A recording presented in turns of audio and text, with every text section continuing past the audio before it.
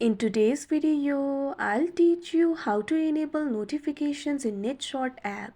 So first of all, launch open NetShort application. You can see over here NetShort application has been opened. Make sure you're logged into your account. So if you want to enable the notification, tap on the profile icon that you can see at the bottom right corner of your screen.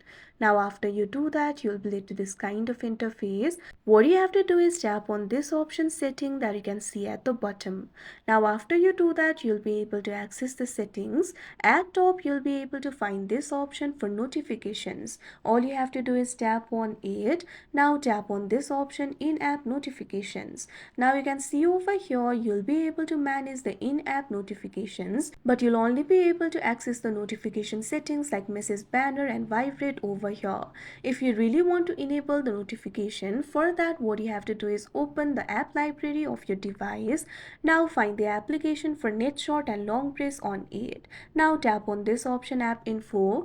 Now after you do that, you'll be led to the app info interface of NetShort. Tap on this option notifications that you can see on the screen. Now you'll be able to access the notification settings. What you have to do is toggle on this option for all NetShort notifications.